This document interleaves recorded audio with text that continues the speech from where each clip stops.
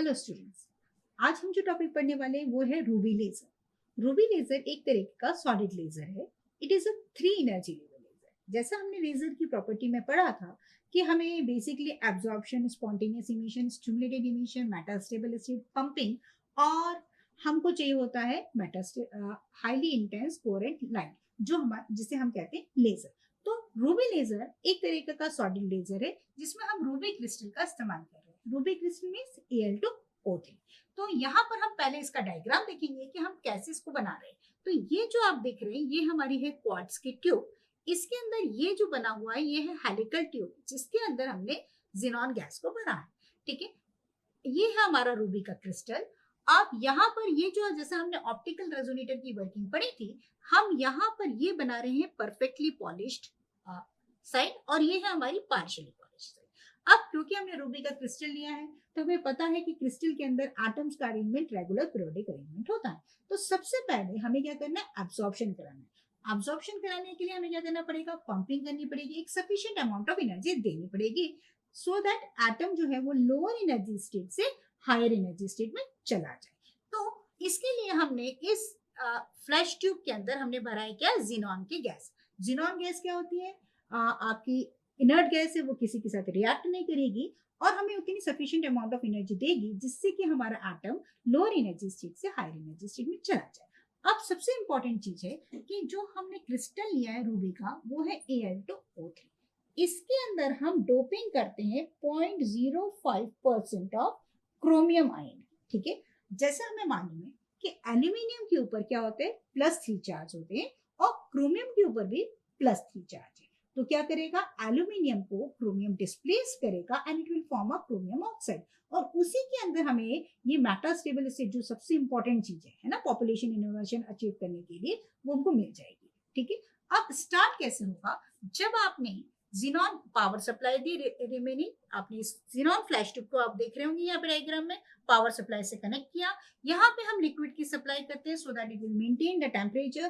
Temperature अगर ज्यादा हो जाएगा तो सॉलिड्स में डिफॉर्मेशंस जो भी है वो ज्यादा इंक्रीज हो जाएंगे, तो हमें उसको टेम्परेचर को भी मेंटेन करके चलना है ना, हीट एनर्जी को कंट्रोल करना है। सो जब आपने पावर सप्लाई ऑन किया तो सबसे पहले क्या होगा, जिनॉन की जो गैस आपने ट्यूब में भरी है वो इग्नाइट होगी।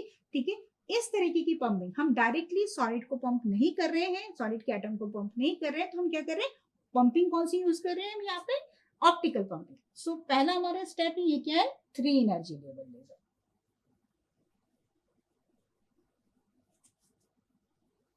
ठीक है, रूबी लेजर क्या हो गया, 3 एनर्जी लेवल। पंपिंग कौन सी यूज हो रही है हमारी, ऑप्टिकल पंपिंग।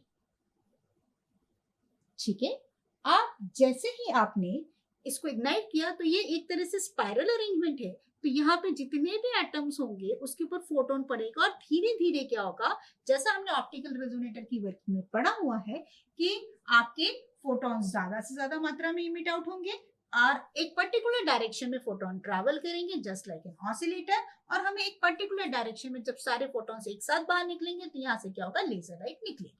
अब हम अगर इसका एनर्जी लेवल डायग्राम देखें तो हमने ये कहा कि हमें एक सफिशिएंट अमाउंट ऑफ एनर्जी चाहिए। तो यहाँ पर अगर हम देखते हैं तो E1 हमारा क्या है, लोअर एनर्जी स्टेट है जिसमें हमारे पास सबसे इनिशियली क्या है, लार्ज नंबर ऑफ एटम्स थे N1। अब हमारा एम क्या है, जैसे जैसे हमारी प्रोसेस आगे बढ़ेगी हमें पॉपुलेशन इन्वर्जन अचीव करना है, मतलब हमारे पास जो मेटास्टेबल स्टेट है उसके अंदर नंबर ऑफ एटम्स बढ़ जाने चाहिए। सो हमने जो जिनॉन गैस लिए वो हमारे को इमिट आउट करता है फोटोन वेवलेंथ ग्रीन या ब्लू कलर की, इतनी सफिशिएंट अमाउंट ऑफ एनर्जी होती है जिससे हमारा एटम E1 से E3 या E4 एनर्जी स्टेट में जाए। ठीक है, अगर वो ग्रीन में एब्जॉर्ब कर रहा है तो वो E3 में चला जाएगा और अगर वो ब्लू एब्जॉर्ब कर रहा है तो वो E4 एनर्जी स्टेट पर इस्तेमाल हो रही है ओनली 3 एनर्जी। तो अगर मान लीजिए ग्रीन में करा तो E1 से E3 में गया, E3 में गया तो पहली स्टेप हमारी हो गई क्या, एब्जॉर्प्शन की। E3 जो स्टेट है वो है आपकी हायर एनर्जी स्टेट जिसका लाइफ टाइम जो होता है 10⁻⁸ सेकेंड्स का होता है। तो वहां से वो एटम क्या होगा, आफ्टर दैट टाइम हम फोटो ऑटोमेटिकली कहा जाएगा मेटास्टेबल स्टेट में which is near by two the E3 which is very close. तो द ट्रांजिशन जो हो रहा है वो कौन सा हो रहा है, रेडिएशन लेस ट्रांजिशन, क्योंकि E3 और E2 के बीच का इतना डिफरेंस नहीं है एनर्जी का कि फोटोन इमिट आउट हो, तो वो कैसा हो रहा है, रेडिएशन लेस ट्रांजिशन, मतलब रेडिएशन बाहर नहीं निकला। अब यहाँ पर क्या है, ये जो मेटास्टेबल E2 स्टेट है, जो इंटरमीडिएट स्टेट है E1 और E3 के बीच में, यहाँ पर आपके एटम्स की संख्या बढ़ जाएगी, क्योंकि इसका लाइफ टाइम कितना होता है 10⁻³ to 10⁻5 सेकेंड। अब इसके बाद ये सारे के सारे एटम्स एक साथ नीचे आएंगे, तो it will emit out an laser light which having the wavelength, कितनी वेवलेंथ होगी इसकी, तरंगदैर्घ्य कितनी होगी, 6943 आर्मस्ट्रॉन्ग। तो लेजर लाइट जो इमिट आउट होती है रूबी से, उसकी वेवलेंथ कितनी होती है 6943। ये एक रेडिश पिंक कलर की लाइट को इमिट आउट करता है, ठीक है।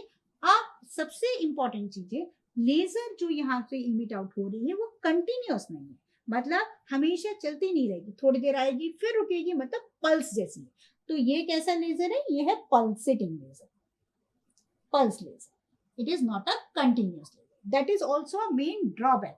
सबसे विसंगति क्या है इस लेजर में, ये क्या है, पल्सेटिंग है, कंटिन्यूअस नहीं। इसका इस्तेमाल कहाँ कर सकते हैं हम, इसका इस्तेमाल हम कर सकते हैं कटिंग, वेल्डिंग, ड्रेनिंग में, सोल्डरिंग वगैरह में, कुछ और एक्सपेरिमेंट्स में हम कर सकते हैं, ठीक है। इसके अलावा इसका सबसे ज्यादा फायदा का है कि क्रिस्टल है तो मेंटेनेंस कम होता है, बाकी सारी चीजें हैं। पर ड्रॉबैक ये है कि जो क्रिस्टल के अंदर डिफॉर्मेशंस होते हैं, उस कारण से उसमें डिफॉर्मेशन हो सकती है। पल्सेटिंग लेजर है, हाई एनर्जी कंज्यूम करता है और उतनी इफिशिएंसी उसकी नहीं है as compare to other laser. तो आज हमने ये देखा कि क्या क्या लेजर, रूबी लेजर कैसे बनता है, उसकी बेसिक प्रॉपर्टीज क्या होती है, उसकी एनर्जी लेवल डायग्राम क्या होता है। Thank you for watching.